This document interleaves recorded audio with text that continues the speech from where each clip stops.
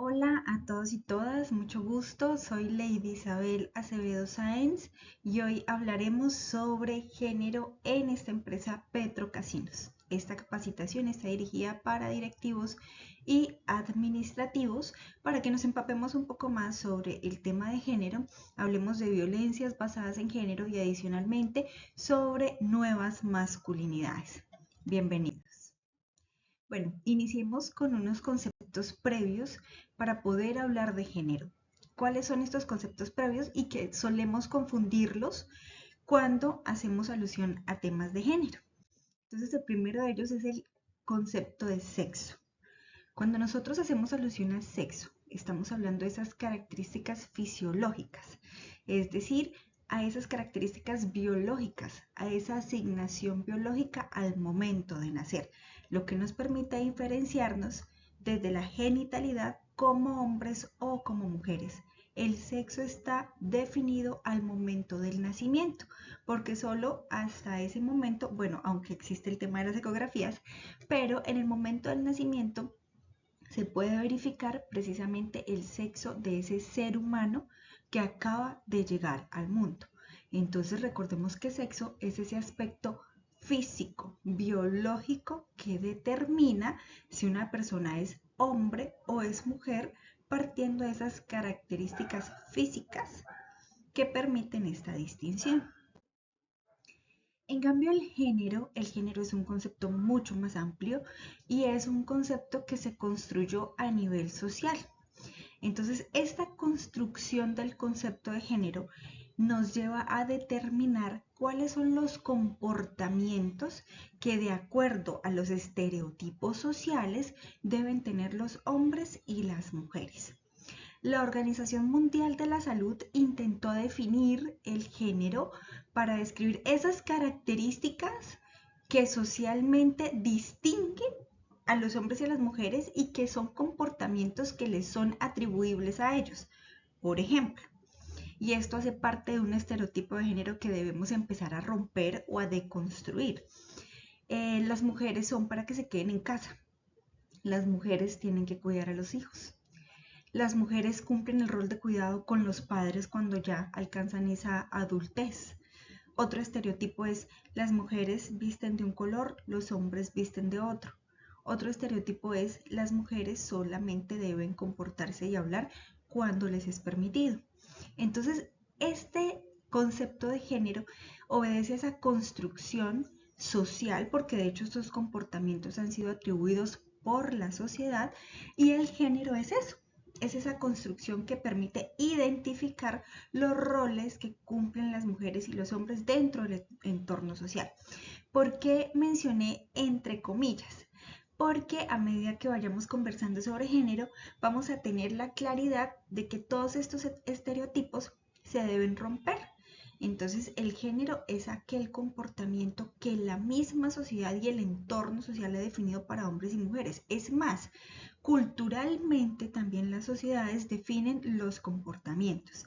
Si nosotros nos dirigimos y lanzamos una mirada hacia países del Oriente, tenemos unos roles también allí definidos, pero son roles que culturalmente y que por convicción religiosa se han determinado para los hombres y para las mujeres. Pero el género no está identificado al momento de nacer, no, es la construcción que hace el entorno, la comunidad o la sociedad. Cuando nosotros hacemos alusión al sexo y al género, es importante manejar estas diferencias porque no son lo mismo. El sexo, como lo evidencia la gráfica, es un aspecto biológico. El género son roles dentro de la estructura social. El sexo se puede manejar de manera universal. ¿Por qué? Porque las características fisiológicas son generales y universales. Sabemos distinguir a un hombre de una mujer desde el aspecto fisiológico, ¿vale? En cambio, el género ya es una construcción cultural, son comportamientos que se adquieren.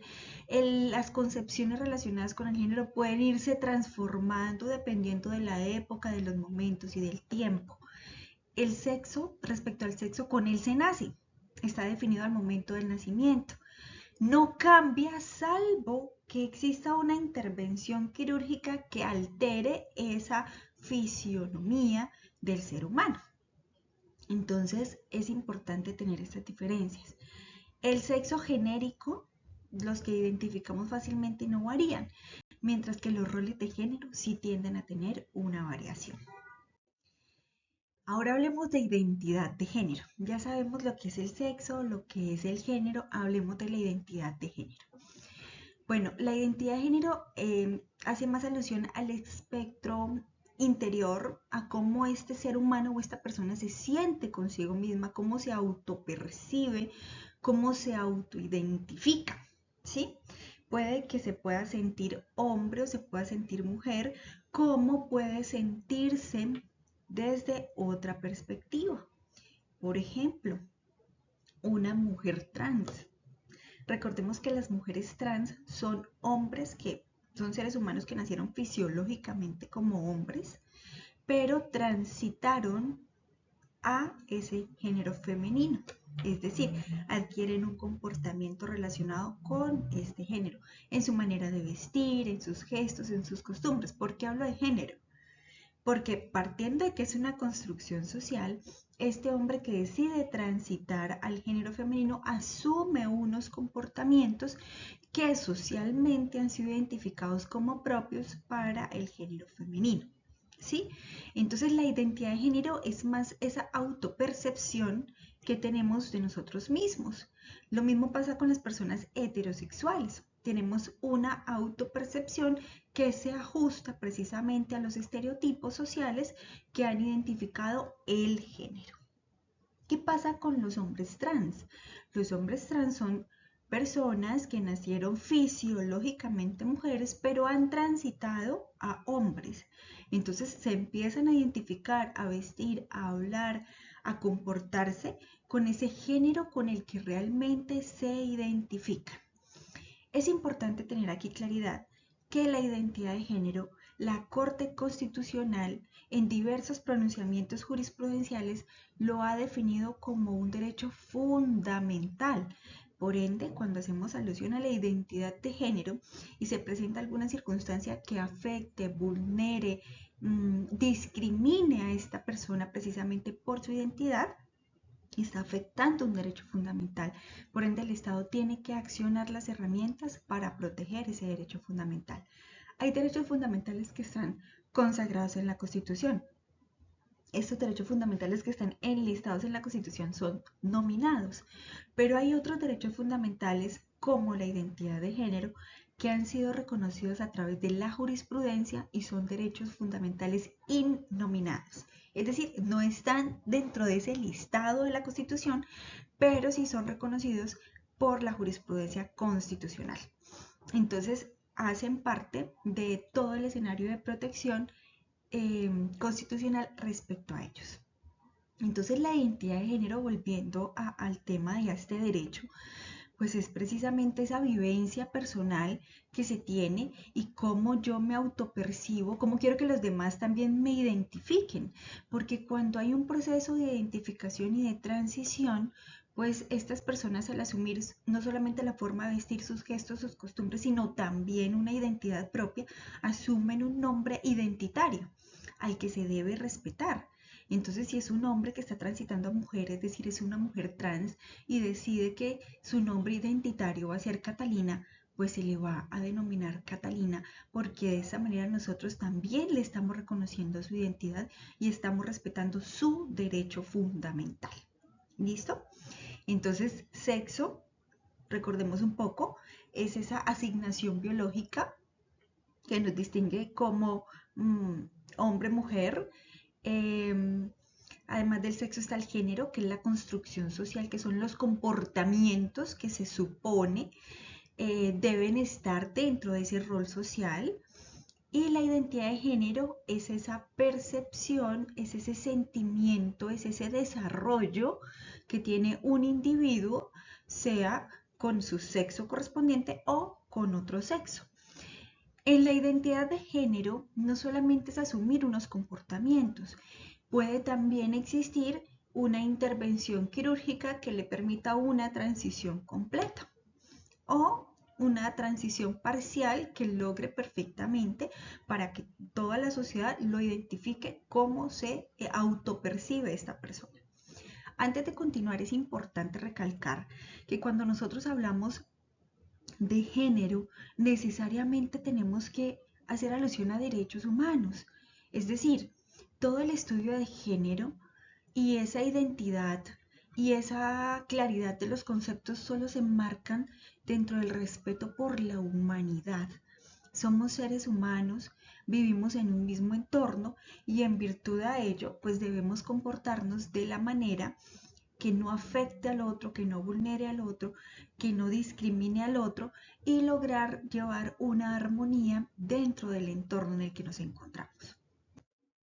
Otro de los conceptos sobre los que debemos tener claridad es la orientación sexual.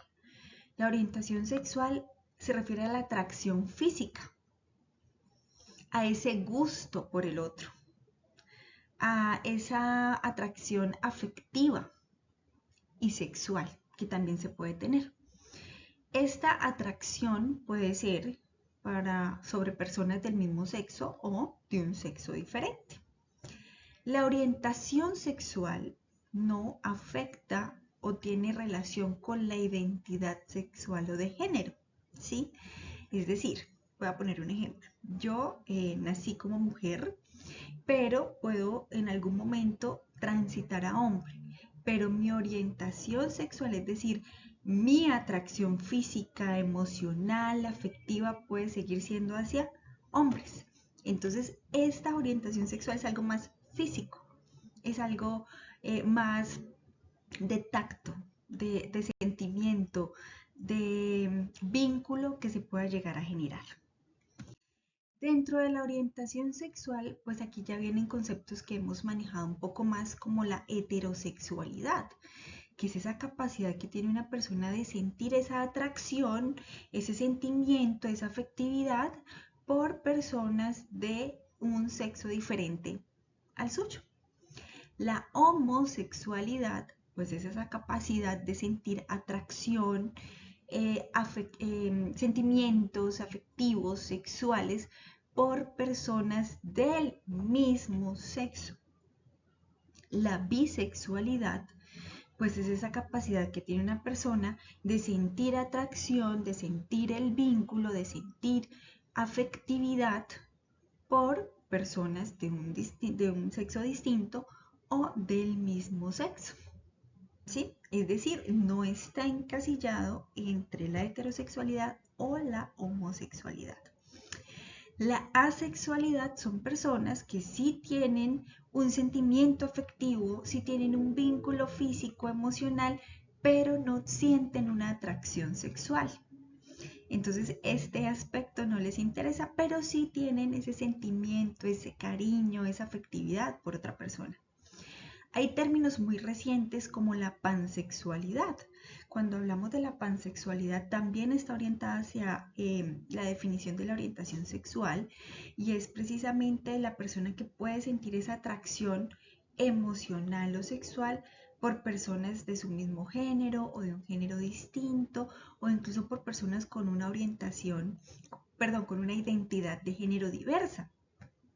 Porque en la pansexualidad, más allá de enamorarse de la parte física, existe el vínculo afectivo en el alma. Entonces se enamoran o generan ese vínculo es con la esencia de esa persona, más allá de lo que externamente pueda llegar a representar. Entonces si existe el vínculo y ese sentimiento y esa emoción por la esencia de la persona, no importa o no interesa si está esa esencia dentro de un cuerpo masculino, femenino o dentro de una persona que tiene una identidad de género diversa. Escuchaba recientemente un nuevo término y es alguien que es demisexual, y una persona demisexual es aquella que solamente genera el vínculo físico cuando está absolutamente convencido de que hay un vínculo afectivo y emocional. Entonces pasa a un segundo plano el tema sexual y se fundamenta más en esa conexión afectiva o emocional antes de pasar a ese aspecto físico.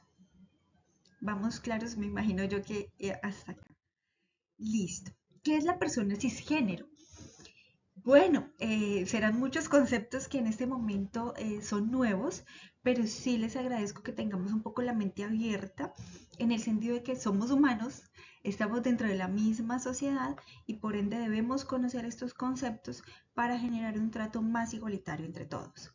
Entonces, la persona cisgénero es la persona que se identifica externamente con el sexo que le fue asignado al nacer. Por ejemplo, en mi caso, nací mujer, soy heterosexual, pero me visto, me comporto con todas las características que implican para el género femenino. Entonces soy una persona cisgénero porque me identifican perfectamente con ese sexo asignado al momento de mi nacimiento y adicionalmente con esos estereotipos que socialmente se han definido para identificar a una mujer: su cabello, su forma de vestir, si se maquilla, su cuidado personal, etcétera, ¿vale? Esto no quiere decir que una persona cisgénero no pueda tener una orientación sexual diversa. Es decir, yo me comporto conforme mi sexo asignado, conforme las características definidas socioculturalmente, pero mi orientación puede ser homosexual, es decir, podría yo llegar a ser lesbiana. Y eso no afecta que mi exterioridad no coincida con mi sexo. Entonces soy una persona cisgénero porque me identifico con el sexo que me fue asignado al momento de nacer y adicionalmente me comporto conforme las características socialmente definidas. Hemos escuchado en muchas ocasiones las siglas LGTBI. Entonces, ¿a qué hacen alusión? Esto es importante tenerlo en cuenta también y de hecho aquí hace falta una sigla que es la Q y el más, porque hay que tener presente que entre hombre y mujer hay todo un abanico de posibilidades en las que puede existir una identidad y una orientación sexual. No todo es blanco ni todo es negro. Entonces, de allí que las siglas se hubiesen ampliado un poco más. Entonces, analicemos un poco qué quiere decir cada sigla. Entonces, cuando hablamos de la L, pues obviamente hablamos de lesbianas, que son mujeres que sienten atracción sexual y sentimental por otras mujeres, es decir, hacia el mismo sexo. La G se refiere a gay, que son hombres cuya atracción sexual y sentimental también está orientada hacia otros hombres, es decir, a personas del mismo sexo. La T, en la T encontramos y abarca los conceptos de transgenerista, transformista, transexual y andrógeno. Dentro de los transgeneristas, pues se refiere a aquellas personas que alteran o que de alguna manera cambian o modifican o se encuentran dentro de estos dos sexos.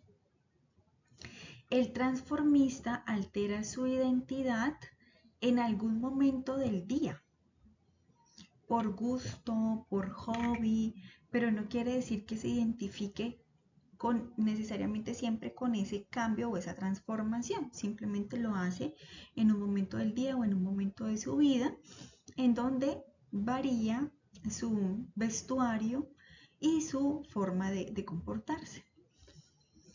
Cuando nosotros hacemos alusión a los andróginos, pues son personas que utilizan esos elementos masculinos y femeninos que les permiten a ellos moverse en estos dos sexos, es decir, sus características físicas permiten que sean absolutamente feminizados o masculinizados porque les permite su fisionomía jugar dentro de estos dos sexos. El transexual es la persona que asume comportamientos de un sexo que no le corresponde biológicamente, ¿sí? Entonces, aquí es donde vienen las personas trans que asumen un rol distinto al sexo y al género con el que han sido identificados y se pueden reconocer casos en los que se presenta pues la transformación a través de las intervenciones quirúrgicas, pero antes de las intervenciones quirúrgicas viene un proceso de acompañamiento psicosocial y hormonal para acompañarlos durante la transición. Dentro de los transformistas podemos encontrar, por ejemplo, a los drag queen, que son hombres que en algún momento de su vida o del día a día, porque también puede ser un trabajo, se disfrazan de mujeres y exageran sus facciones simplemente para participar en un show.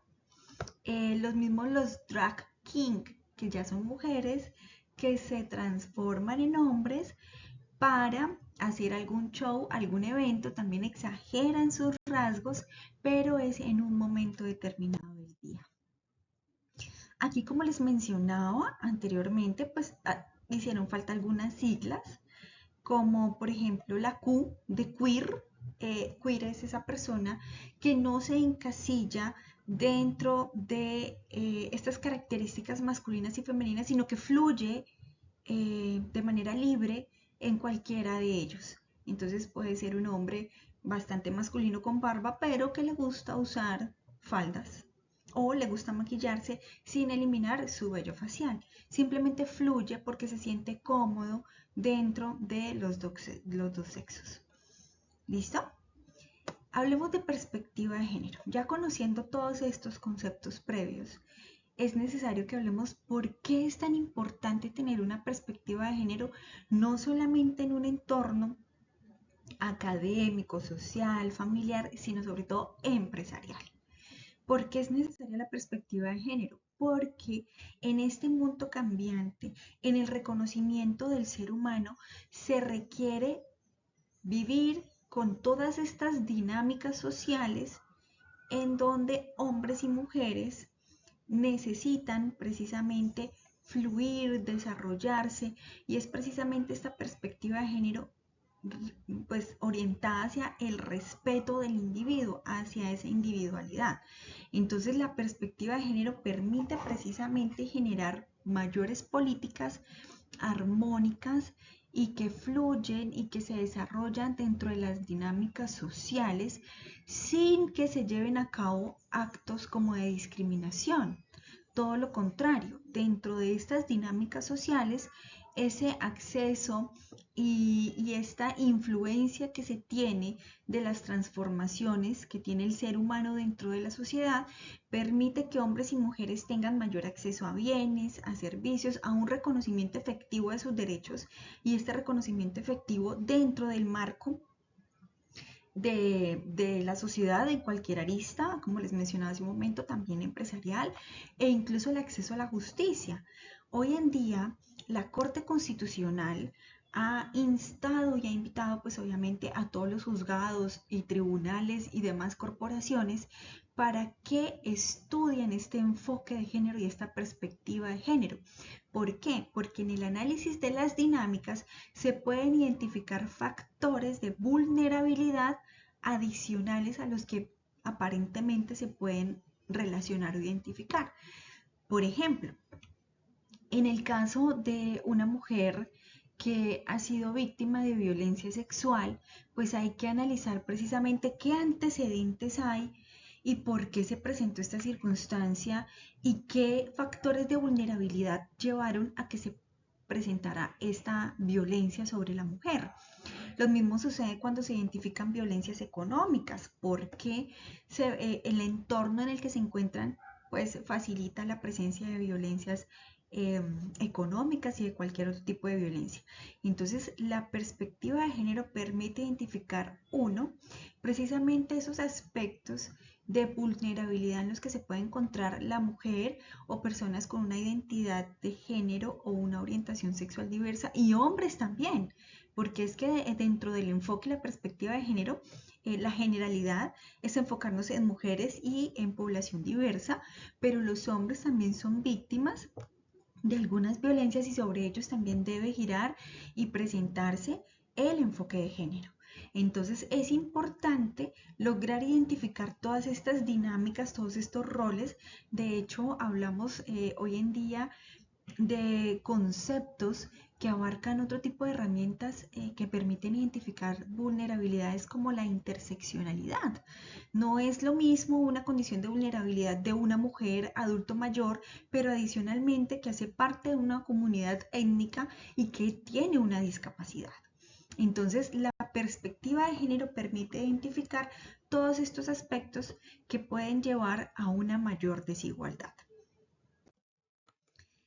Cuando nosotros hablamos precisamente, ya que estamos tocando el tema de vulnerabilidad y de la mujer, pues necesariamente tenemos que hacer un breve recuento de lo que ha sido este reconocimiento y esta lucha de las mujeres por sus derechos. Y pues obviamente recordaremos, pues aquí en la presentación hay varias fechas, pero por ejemplo en 1954, cuando a través de un acto legislativo se le da a la mujer ese derecho al voto, ¿sí?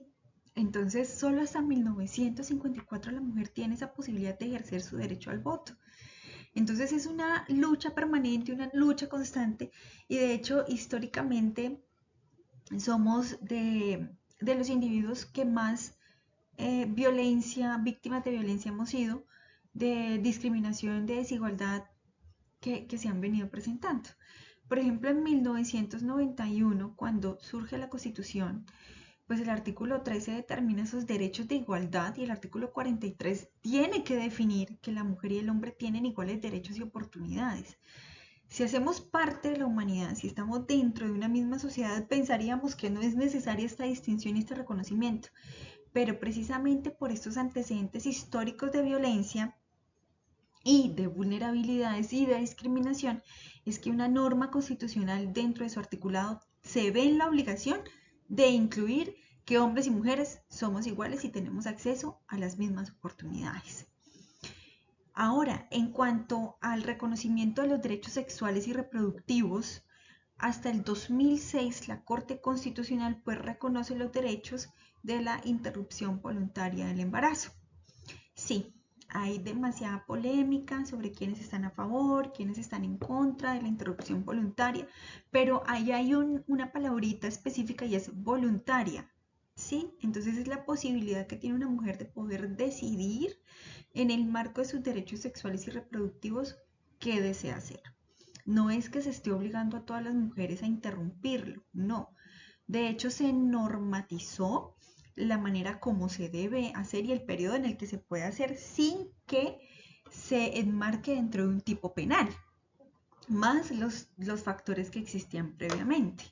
Pero entonces es el desarrollo y este paso a paso que se ha llevado durante el tiempo para poder identificar precisamente estos derechos de la mujer.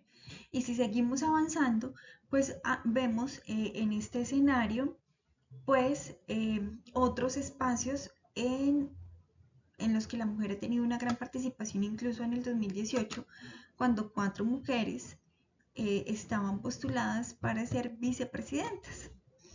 Y bueno, hasta hace poco se logró, ¿vale? Entonces es todo este paso a paso, todo este trasegar relacionado con la mujer.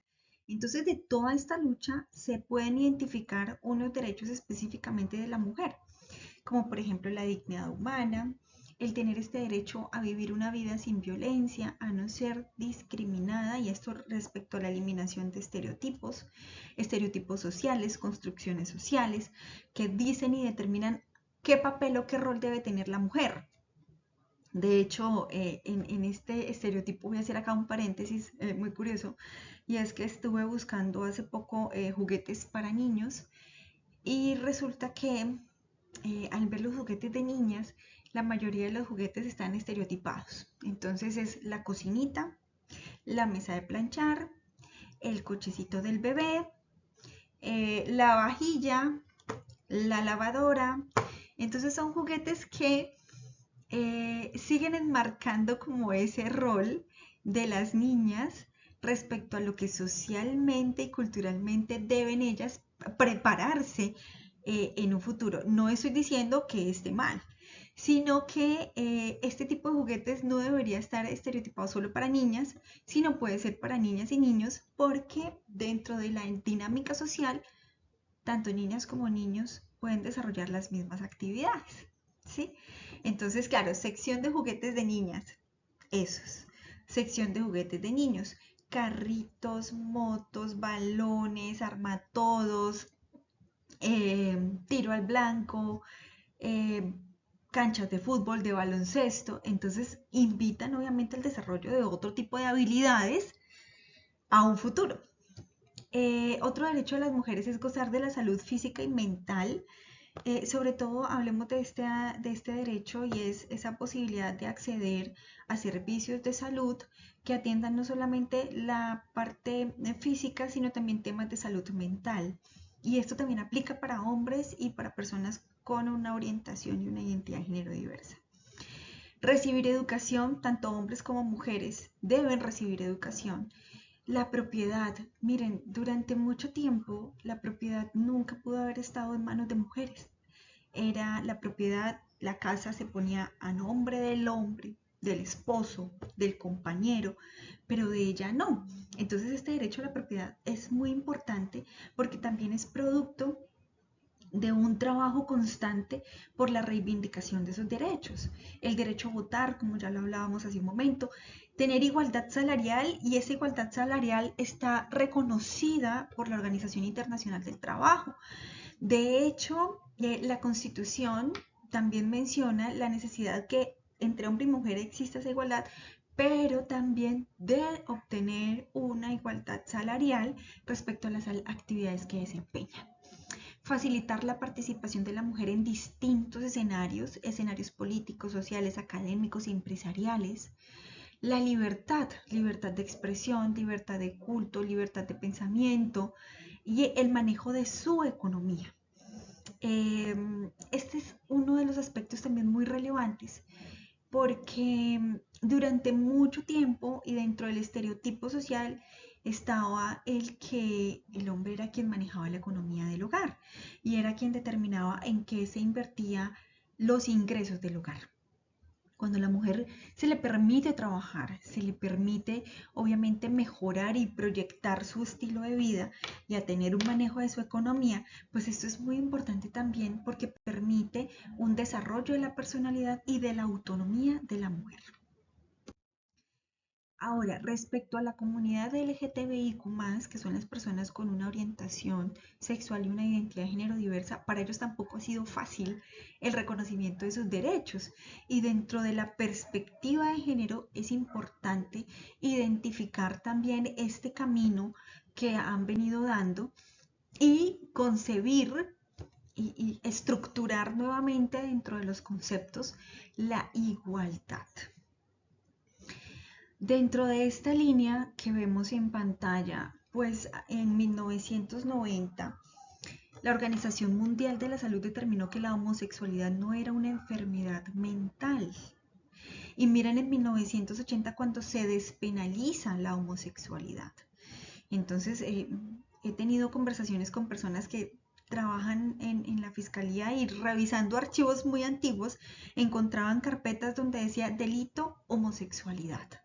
Entonces, ¿cómo nosotros encasillamos, estereotipamos, eh, encadenamos a una persona en un rol, en un estereotipo, al punto de penalizar lo que esa persona es? Insisto, somos seres humanos. De la orientación y la identidad de género diversa no hace que sean distintos a nosotros.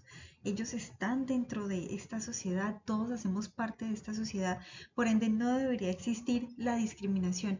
Y momentos como por ejemplo la despenalización de la homosexualidad y mencionar que la homosexualidad no es una enfermedad mental han sido un avance muy grande en los derechos de la población LGTBIQ+. ¿Por qué? Porque en el caso de la enfermedad mental se llevan a cabo terapias de choque, entonces, perdón, terapias de conversión. Y las terapias de conversión eran escenarios de tortura precisamente para intentar cambiar a esa persona su orientación sexual. Entonces, estas terapias de conversión orientadas a dejar a una persona sin alimentación, a obligarla a ver películas pornográficas heterosexuales, a obligarla a repetir que la homosexualidad era un pecado. Entonces son espacios de tortura y que de hecho en este momento están las propuestas en el Congreso para eliminar las terapias de conversión que se llevaban a cabo o por grupos religiosos o en centros médicos. Entonces todo este camino que ha llevado a cabo la población LGTBIQ+, pues les ha permitido el reconocimiento de sus derechos, derecho de la dignidad humana que lo tenemos todos los seres humanos por el hecho de existir, el derecho fundamental a la identidad de género, como lo mencionábamos hace un momento, el derecho a conformar una familia, es decir, a tener un matrimonio igualitario y poder tener una adopción igualitaria, a una vida libre de violencias, porque tanto las mujeres como la comunidad LGTBIQ+, históricamente han sido parte de la población víctima de mayor violencia, la no discriminación y la protección y la estabilidad laboral. El desempeño laboral de una persona, su conocimiento, su experticia, su preparación, sus estudios, tienen que ser aún más relevantes que esa orientación y esa identidad de género diversa. ¿Por qué? Porque está brindando un servicio, ¿sí? Y se ha preparado para ello. Entonces, no hay que discriminar y mucho menos sustentar o justificar la ausencia de esa estabilidad o el despido en virtud a la orientación sexual o la identidad de género diversa. ¿Por qué? Porque la Corte Constitucional también se ha pronunciado al respecto y ha manifestado la importancia de establecer una estabilidad laboral para estas personas, alejando la marginalidad y la discriminación de la que han venido siendo víctimas. Pero ¿cómo se deben asumir decisiones y comportamientos respecto a las personas con una orientación sexual y una identidad de género diversa? Es fácil. Primero, con el respeto. Somos parte de una sociedad, somos parte de una comunidad y el respeto debe ser uno de los ejes fundamentales de este entorno. Un entorno académico, social, económico, empresarial. Las intromisiones no son necesarias, es decir, preguntar, pero usted por qué es gay, pero usted por qué le dio por ser trans. Eso es algo que abarca el ámbito personal y personalísimo del individuo y nosotros no tenemos por qué hacer este tipo de intromisiones. ¿Por qué? Porque hay que reconocerlos como personas, como individuos, reconocerles sus derechos, su dignidad humana. Tener una opción sexual o de género diversa no es motivo para excluir a la persona, para negarle un servicio, para imponerle sanciones o para discriminarlo, para negarle el acceso a un trabajo, para negarle el acceso a la educación. Entonces, desde el ejercicio del derecho a la igualdad se puede precisamente lograr una vida armónica con lo diversa que es la misma sociedad. Porque si nosotros miramos nuestra mano, los 5 dedos no son iguales. Diferentes tamaños, diferentes formas. Este dedito está como torcido. Entonces, si los 5 dedos de la mano no son iguales, porque si nos obligamos a que todos los seres humanos dentro de la sociedad estemos en ese marco de la igualdad estricta. Hemos entonces estado hablando precisamente de esos conceptos básicos, pero sobre todo de derechos, de los derechos que han sido reconocidos a la mujer, de los derechos que han sido reconocidos pues para los hombres, la mayoría de los derechos se aplicaban y se siguen aplicando de esta manera, y la identificación de derechos de la población LGTBIQ+. Pero ¿por qué hablamos de esto? ¿Por qué la necesidad de un reconocimiento de derechos? Y sobre todo, porque parte de esos derechos es vivir una vida libre de violencias. Porque se han logrado identificar violencias basadas en género. ¿En qué entornos? En entornos laborales, en entornos familiares, en entornos sociales. Las violencias basadas en género no solamente se pueden predicar de una pareja, también se pueden predicar de un compañero de trabajo, de un superior, de un vecino, del mejor amigo, del primo, del tío, del sobrino. Entonces las violencias basadas en género pueden ir de manera vertical, donde existe un escenario de jerarquización, o de manera horizontal, cuando estamos hablando entre iguales. Entonces vamos a hablar sobre estas violencias basadas en género. Bueno, empecemos hablando de la violencia física. La violencia física es el tipo de violencias que son más fáciles de identificar porque son violencias que dejan una marca física, que dejan una huella, que podemos saber que se presentó porque la víctima tiene una afectación externa que nos permite obviamente verla. ¿Qué incluye la violencia física? Golpes, patadas, pellizcos, bofetadas, jalones de cabello, obligar a consumir sustancias psicoactivas, si la persona está muy enferma o si está intoxicada con estas sustancias psicoactivas, negarle la asistencia médica. Se pueden evidenciar mordiscos, quemaduras, cualquier tipo de acto que deje una huella producto de una agresión en otro ser humano, en otra persona. La violencia física normalmente se presenta en entornos de violencia intrafamiliar. Es de las violencias más reiterativas en estos escenarios. En entornos laborales la violencia física se puede presentar por una agresión, por una pelea, por una disputa, pero no es reiterativa, es decir, no es sistemática. Mientras que cuando hablamos de una violencia basada en género, esta violencia física sí es sistemática, es recurrente. La violencia sexual, y aquí me encantaría que prestáramos mucha atención, porque la violencia sexual se puede presentar con el vecino, con el amigo, en los entornos laborales. Y recordemos la expedición de la ley 2365-2024 sobre acoso sexual laboral. Sobre esta ley profundizaremos en otro episodio, en otro encuentro que tendremos. Pero en el caso de la violencia sexual es importante conocer el acoso sexual, la violación y la violación correctiva. El acoso sexual o actos sexuales que se puedan llegar a presentar, se pueden presentar también en los entornos laborales. Y es acá ustedes como directivos y como administrativos empresariales que deben tener muy presente cómo se logran identificar este tipo de violencias. Respecto al acoso sexual, implica un contacto físico que no está consensuado, que no está autorizado, que es muy difícil en una relación vertical donde hay un directivo, un superior, decir que no, pero yo no quiero, pero me toca porque es el jefe, ¿sí?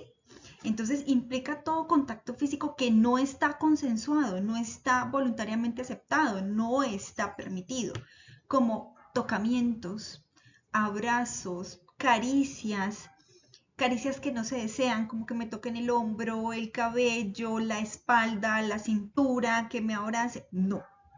Este tipo de contacto físico hace parte del acoso sexual.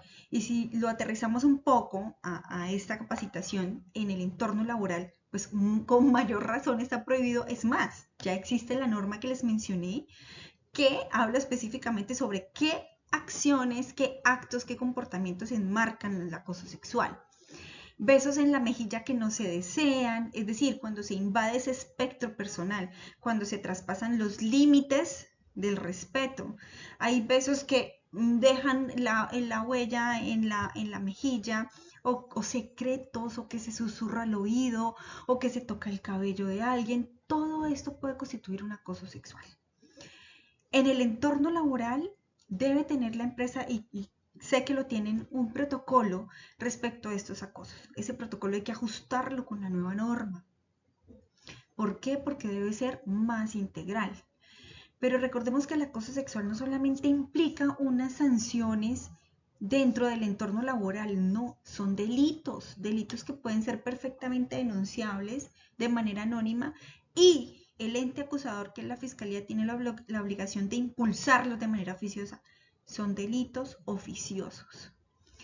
La violación, cualquier penetración que se realice vaginal o anal, sea haciendo uso del cuerpo o de objetos. La violación correctiva es la perpetrada contra una persona con una orientación y una identidad de género diversa para que cambie esta orientación sexual y esta identidad de género diversa. En los entornos sociales, familiares, laborales, empresariales, se pueden presentar cualquier tipo de estas violencias sexuales. pero los que más se presentan son los relacionados con los actos y el acoso sexual. Es decir, ese contacto físico no consensuado. Es un contacto físico por un temor reverencial, porque hay un superior o porque es mi compañero de trabajo y qué vergüenza formar un problema porque me tocó y yo no quería. Porque es que mi compañero no me gusta que me salude de abrazo ni de beso. O realmente temo perder mi trabajo porque un superior está llevando a cabo este comportamiento. Entonces hay que tener muy pendiente estos aspectos precisamente para aplicar los protocolos que ustedes tienen en la empresa, pero adicionalmente lograr unas medidas correctivas frente a este tipo de comportamientos. La violencia psicológica o emocional también se puede presentar en distintos ámbitos. La violencia sexual también se puede presentar en la violencia intrafamiliar, no solamente la física. Todas las violencias se pueden presentar en el entorno intrafamiliar. La violencia psicológica o emocional se puede presentar a nivel académico, con el vecino, con el hermano, con el primo, con el mejor amigo y en los entornos laborales. Entornos laborales en relaciones verticales o en relaciones horizontales. El maltrato psicológico, gritos, burlas, comparaciones. ¿Por qué el maltrato psicológico es un signo de violencia? Porque afecta y ataca la dignidad de la persona, la minimiza, la degrada. Es común que en algunos entornos entre compañeros se griten, es incómodo, pero si esta violencia es sistemática, es reiterativa, hay que prestar atención porque entonces los compañeros están siendo víctimas de esta violencia psicológica, de este maltrato psicológico. Y si lo analizamos de manera vertical, de manera jerarquizada, de superiores a empleados, y de empleados pues también a superiores, hay que prestar mucha atención. El maltrato psicológico afecta la dignidad de las personas, el acoso psicológico también, es decir, controlar la imagen, el tiempo, criticar todo el tiempo también, monopolizar la toma de decisiones. Son violencias que aparentemente son sutiles, pero que están afectando el desarrollo y el comportamiento de la persona que está siendo víctima de ello. Y la manipulación mental es probable que tal vez no se vea mucho en los entornos laborales, pero hace alusión precisamente a ese chantaje afectivo o a ese chantaje que pueda desarrollar alguna actividad laboral en donde se manipule precisamente a la persona y se le haga entender o creer que no cuenta con las capacidades para. Entonces, estos tipos de violencia psicológica se presentan en todos los entornos sociales, incluyendo los entornos laborales. De ahí que es importante hacer un seguimiento y un control permanente sobre comportamientos que puedan afectar la dignidad y el desarrollo de otra persona y generar angustias. Miren, la Corte Constitucional en sentencia, creo que es la 626, del año pasado, de 2023, en un caso de violencia de género, es una mujer trans, que en su entorno laboral empieza a recibir gritos, burlas, no se le llama por su nombre identitario. Ese acoso y ese maltrato psicológico la llevaron a ella a tener un malestar para ir a trabajar, entró en depresión por el maltrato que recibía, por la indiferencia, por el cambio de horarios, por el cambio de labores, se sintió tan acosada laboral, psicológicamente, que ella se obligó a renunciar. Ordenan el reintegro precisamente por la vulneración sistemática de la que fue víctima, porque se comprobó el maltrato psicológico y el acoso psicológico del que estaba siendo víctima por tener una identidad de género diversa. La violencia económica, esta violencia económica se presenta mucho en los escenarios de pareja o en los escenarios familiares. Y la violencia económica lo que hace es generar una dependencia frente a quien devenga esos recursos económicos. La voy a mencionar porque hace parte de las violencias de género. Es probable que algunas de las características se nos puedan marcar en el ámbito laboral, pero la menciono en generalidad, ¿vale? Entonces está prohibir a la pareja, por ejemplo, que estudie, robar dinero, exigir registros detallados de las cuentas, imponer condiciones para la realización de actividades económicas o para que pueda estudiar, tomar decisiones de manera autónoma e independiente en las finanzas de la familia. Lo menciono porque es parte de las violencias basadas en género, pero es una violencia que, de acuerdo a los estudios, no se presenta mucho en los roles ni en las relaciones laborales. La violencia vicaria sí puede ser una violencia que no solamente se presenta a nivel nacional, perdón, a nivel social, pero sí puede ser a nivel laboral. Es una forma de violencia donde se instrumentaliza a los hijos para causar un daño o sufrimiento a la madre. Es decir, por ejemplo, y esto sucedió en una sentencia de hace muy poco, de este año, si no estoy mal, 30 de octubre, si la memoria no me falla, y es que se logró identificar que se presentó violencia económica, sí es cierto, y violencia vicaria en el siguiente caso. Una mujer trabajaba en una carnicería, además que también fue víctima de violencia sexual. Trabajaba en la carnicería y el propietario de la carnicería pues también le daba hospedaje en la carnicería, él también vivía en la carnicería. Entonces imaginemos el escenario, en la parte de afuera la carnicería, adentro cocina, 2 habitaciones, un baño. En una habitación dormía él, en otra dormía ella con sus 3 hijos. No le pagaba violencia económica. Lo que hacía era darle el hospedaje y la alimentación, pero no había una remuneración económica. Él la acosaba sexualmente todo el tiempo y ella no había accedido. Una noche salieron con un amigo y el amigo le dijo: yo me encargo de sus hijos, yo le llevo sus hijos a mi mamá. En ese momento ella no conocía la ciudad. Entonces el empleador le dice: bueno, si usted quiere volver a ver a sus hijos, debe tener relaciones sexuales conmigo.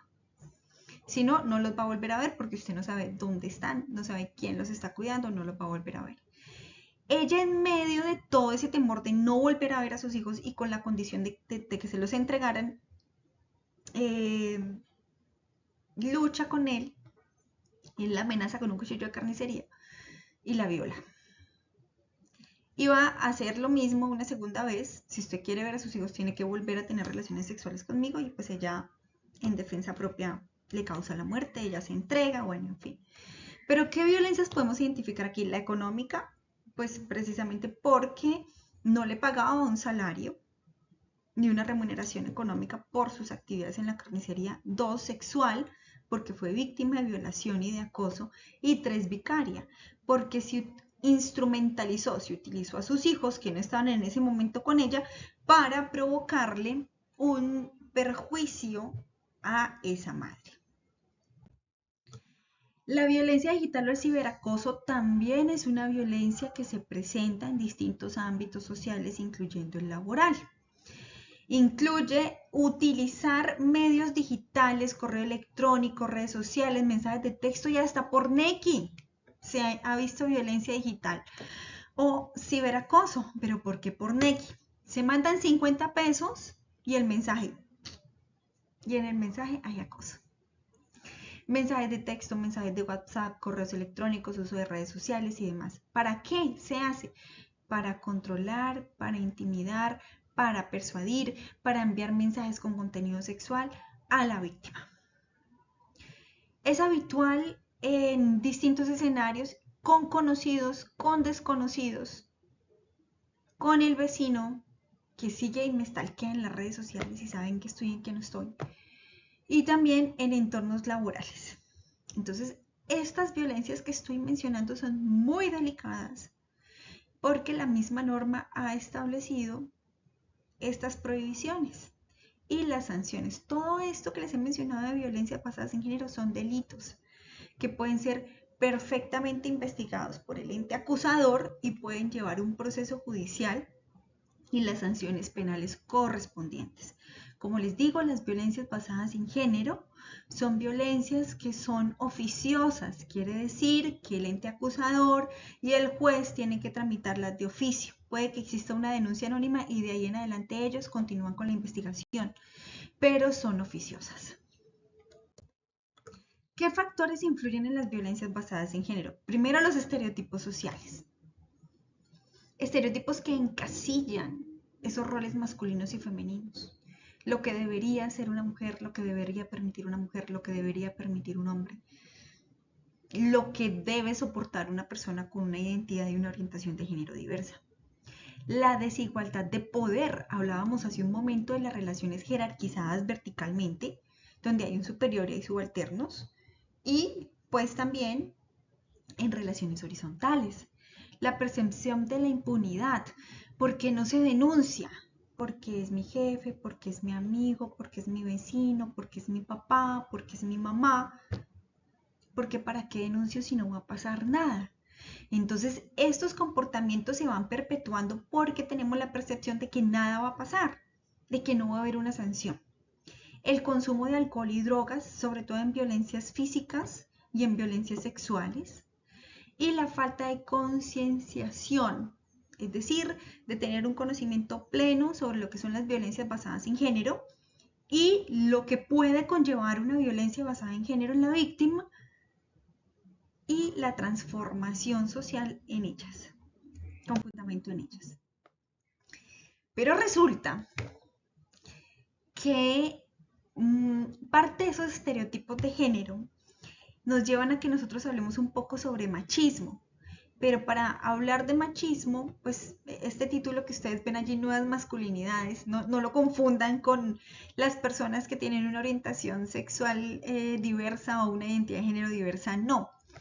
Las nuevas masculinidades son esos comportamientos revolucionarios y nuevos movimientos que los hombres han tenido respecto a su rol dentro de la sociedad, ¿vale?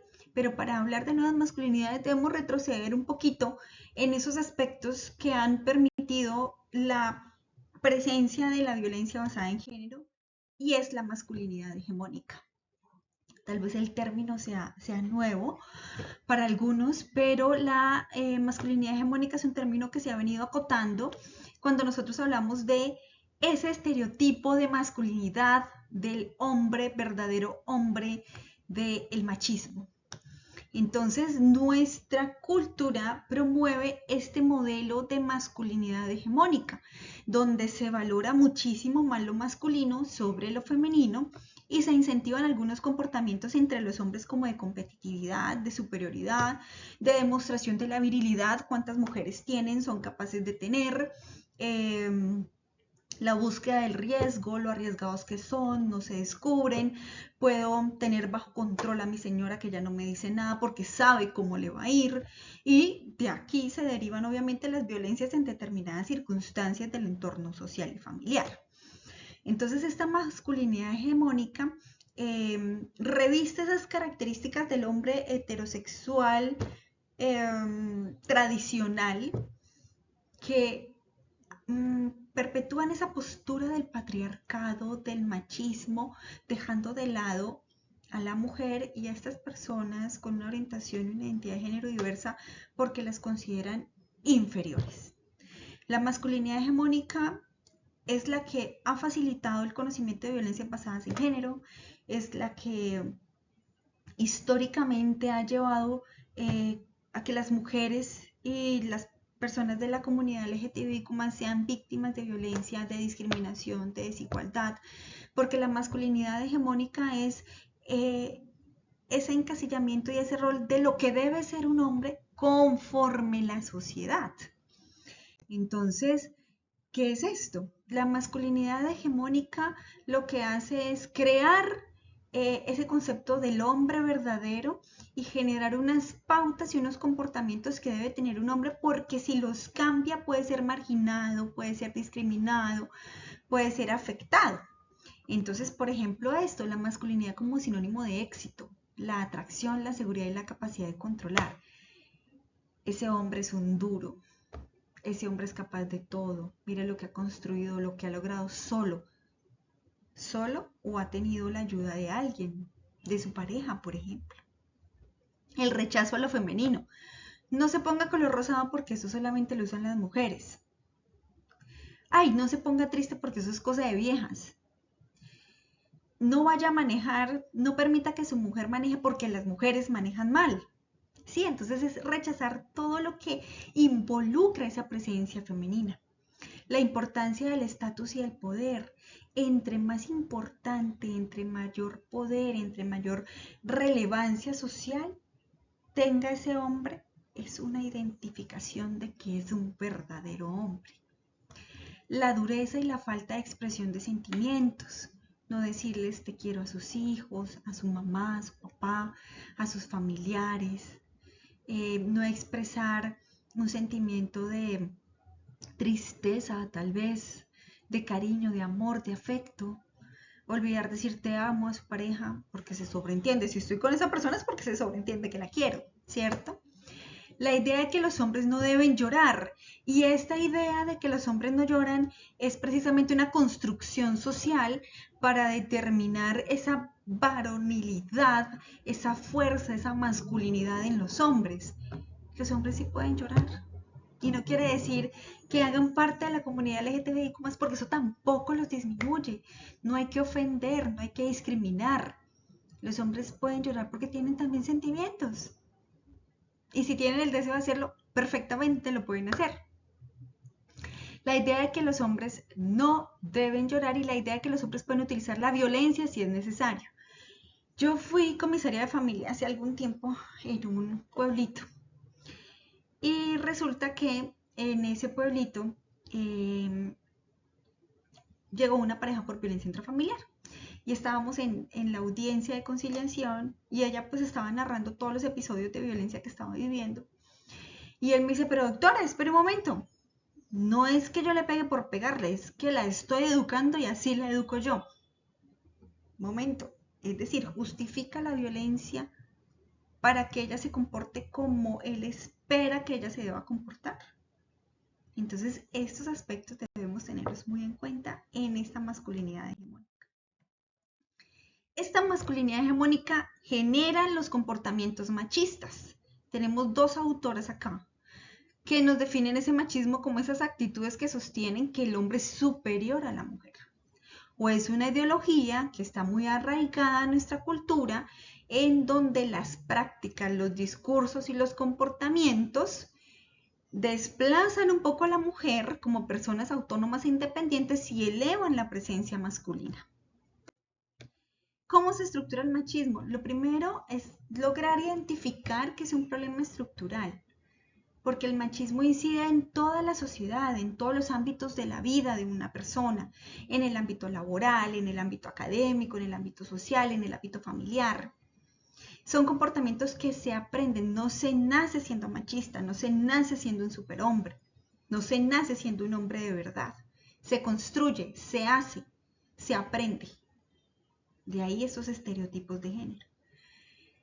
El machismo está basado en esos roles y estereotipos que la sociedad ha determinado para los comportamientos de un hombre y una mujer. Lo que debe ser un hombre, lo que debe ser una mujer. Y en el androcentrismo, es decir, que todo gira alrededor del hombre. El hombre es el centro. Entonces, estos aspectos estructuran el machismo. El machismo, como les mencionaba, no es innato, se aprende. Se aprende bajo ideas que justifican lo que es ser hombre y eso también justifica algunos comportamientos como la violencia, como los micromachismos, como la discriminación. El machismo permite incluso comprender que el hombre puede ser polígamo, puedo tener a mi señora de la casa y las sucursales, porque así lo manifiestan, pero las mujeres tienen que ser monógamas, entonces ahí hay una diferencia, ¿sí? Los hombres son los que tienen fuerza, son los que cazan, son los que salen a combatir el día a día, a luchar con los otros. Las mujeres se quedan en casa. Y los hombres no son aptos para cuidar a los niños porque es que los hijos son de las mamás, de las mujeres. Ellas son las que deben criar. Pero es que los hijos son de dos. Entonces el machismo crea todas estas ideas y se justifica precisamente en estos conceptos. Y este machismo es lo que genera mayor discriminación, desigualdad y violencia de género. Existen micromachismos que se pueden presentar en los entornos laborales y los micromachismos son casi imperceptibles, pero generan un efecto. Por ejemplo, Milena, mañana para la reunión la necesito bien bonita para ver si nos ganamos ese contrato. Cuando el valor del trabajador debe ser su conocimiento, su experiencia, su experticia y no su físico. Es decir, dejar de instrumentalizar a la mujer desde el aspecto físico y identificarla desde lo que realmente es, desde su esencia, su preparación, su conocimiento, su potencial, su capacidad. Otro micromachismo que se puede presentar, y de hecho yo lo he escuchado, es: Pepita, tráigame más café porque las mujeres lo saben hacer mejor. Los hombres también pueden hacer un café. ¿Por qué tiene que ser una mujer la que prepare el café?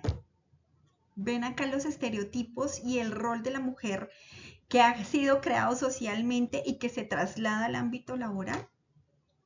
Otro micromachismo: se nota que la jefe sabe, pero como toda vieja es cositera y cansona. Enmarcan a la mujer dentro de estos comportamientos de canzonas, de molestonas, de perfeccionistas, de chochitas y demás. No, ¿por qué no reconocer la capacidad de esa mujer en el desarrollo de sus actividades? No fue capaz con la fotocopiadora, mujer tenía que ser, la atropella la tecnología. ¿Por qué encasillar a la mujer en un estereotipo de que no puede desarrollar ciertas actividades? Lo mismo pasa para la conducción. Mujer tenía que ser porque no sabe manejar. No, esos conceptos son micromachismos, son microviolencias que se presentan en los distintos entornos. Cuando alguien levanta la voz o el jefe grita: deje de llorar, solo levanté la voz para que le quedara claro lo que tenía que hacer. Porque hay que hablarle a una persona con violencia, con agresión. Y si esa persona se afecta, ¿por qué criticarle la emoción y el sentimiento que ha desarrollado producto de esa violencia de la que ha sido víctima? Entonces debemos tener mucho cuidado, y yo creo que cuando hablemos de la ley 2365 de 2024 pues podemos profundizar más en estos temas de violencias.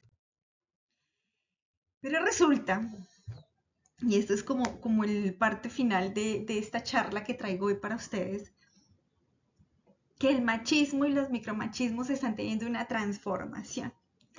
Los hombres heterosexuales están teniendo comportamientos más relacionados a la igualdad, a trabajar hombro a hombro con la mujer, a compartir tareas que son perfectamente fáciles de realizar por parte de los dos.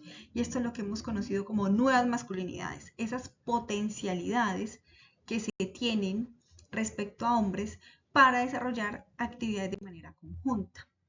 Y las nuevas masculinidades no es otra cosa que esa posibilidad de ejercer de una manera distinta la masculinidad. Es decir, ejercerla de una manera diferente, saludable, diversa y totalmente opuesta a la masculinidad hegemónica. Entonces es tener unos comportamientos que van más allá de los estereotipos, que promueven el respeto, la empatía con la mujer, que están precisamente también respetando a personas con una orientación y una identidad de género diversa, que dejan de lado la discriminación, la violencia y trabajan hombro a hombro por derechos mancomunados tanto de hombres como de mujeres. Es una reconfiguración de la masculinidad, las nuevas masculinidades. ¿Por qué? Porque cuando se reconfigura la masculinidad, cuando empezamos a deconstruir la masculinidad hegemónica, pues hay mayor equilibrio, hay mayor confianza, se comparten labores como la crianza de los hijos, las labores del hogar, que estaban enrutadas específicamente hacia un género, pero con las nuevas masculinidades se trabaja en igualdad. Se ejerce una crianza responsable, se elimina la discriminación, se puede criar en la inclusión y en la comunicación y en el respeto. Se comparten escenarios y realidades comunes entre hombres y mujeres. No se deja de ser hombre. Se ejerce la masculinidad de una manera distinta, de una manera igualitaria, de una manera que da valor al ser humano dentro de la sociedad, sea hombre o mujer. Es un hombre que no se avergüenza de realizar algunas actividades que socialmente estaban destinadas a la mujer. Es un hombre que comparte la realidad y que también ayuda en la reivindicación de derechos de la mujer y la reivindicación de sus derechos también como hombre. Por eso la invitación en esta conferencia es para que dentro del entorno laboral se realicen más campañas y programas de sensibilización para acabar con esos patrones, con esos estereotipos de género, con esos encasillamientos que se han presentado respecto a la masculinidad, al género y a la mujer, y se reflexione más sobre los roles actuales que cumple cada uno de los individuos en la sociedad. ¿Sí? Sea una persona heterosexual o una persona con una orientación y una identidad de género diversa. Porque lo que realmente importa es ese ser humano, son sus derechos como humano y es esa individualidad que le permite estar dentro de la misma sociedad. Comprender las nuevas masculinidades como esa reconstrucción del rol del hombre beneficia no solo a las mujeres, sino a los hombres también. ¿Por qué? Porque se puede presentar menor violencia, hay una mayor salud emocional porque hay un reconocimiento de esos sentimientos que se pueden tener, esto puede generar relaciones más igualitarias y obviamente el ejercicio distinto de esa masculinidad, dejando de lado una masculinidad hegemónica, una masculinidad violenta, una masculinidad tradicional. Por eso les decía al principio de esta charla que tuviéramos un poco despejada la mente, porque la sociedad trae consigo diversidad. Hablábamos de los deditos de la mano. Trae consigo nuevas formas de comportarse, porque no hay una manera de ser mujer específicamente como la sociedad lo dice, y no hay una manera de ser hombre específicamente. No, hay distintas formas de ser sin dejar de ser lo que realmente somos. Entonces la invitación es esa, es para que recordemos estos conceptos en el género y sobre todo las nuevas masculinidades para mitigar y eliminar las violencias basadas en género. Y ojo, importante recordar los tipos de violencias que se pueden presentar en los entornos laborales para prevenirlas y eliminarlas si se están presentando. Como les dije al principio, soy Lady Isabel Acevedo Sáenz, consultora externa de Petrocasinos en Derechos Humanos y para mí ha sido todo un placer acompañarlos en estos minutos. Cualquier inquietud, pues con muchísimo gusto a través de las directivas de Petrocasinos me pueden contactar y podemos continuar con el desarrollo del tema. Muchas gracias.